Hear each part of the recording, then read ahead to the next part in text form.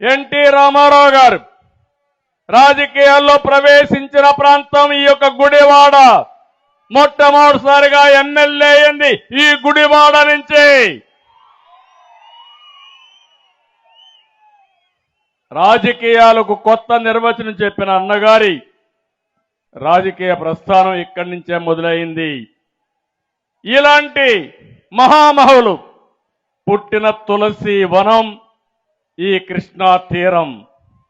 అలాంటి తులసి వనం ఈరోజు గంజాయి మొక్కలు పుట్టాయి ఇక్కడ. అవునా కాదా అని మిమ్మల్ని అడుగుతున్నా. అవును అంటే గట్టిగా చప్పట్లు కొట్టి చెప్పండి. ఈ గంజాయి మొక్కల్ని ఏరేయాలా లేదా అని మిమ్మల్ని అడుగుతున్నా. పవిత్రమైన ఈ మట్టిని మలినం చేస్తున్నారు. అధికారం అంటే బూతులు, దోపిడీ, క్యాసినోలు, పేకాటలు, కబ్జాలు. వింటున్నారా తమ్ముళ్ళు? నిన్న కూడా సంక్రాంతి వచ్చింది. మనకందరికీ సంక్రాంతి కోసం మనం ఊర్లోకి వస్తే ఈ దుర్మార్గులు క్యాసినోలు పెట్టి పేకాట ఆడించి మన దగ్గర డబ్బులు కొట్టేస్తున్నారంటే ఇంకా కొవ్వెక్కి విపరీతంగా మాట్లాడుతున్నారు. ఒకటే చెప్తున్నా, తెలుగుదేశం ఎవ్వరికీ భయపడదు.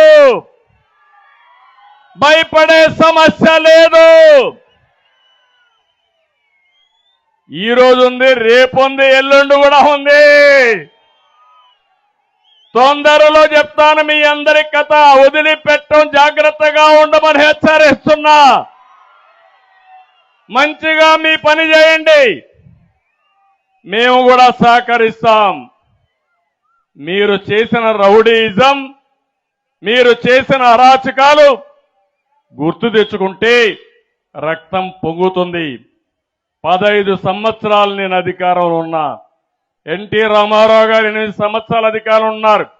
22 సంవత్సరాలుగా మనం కూడా ఆలోచించుంటే ఈ గంజాయి మొక్కలు పెరిగేటి ఆ తమ్ముళ్ళు అని మిమ్మల్ని అడుగుతున్నా.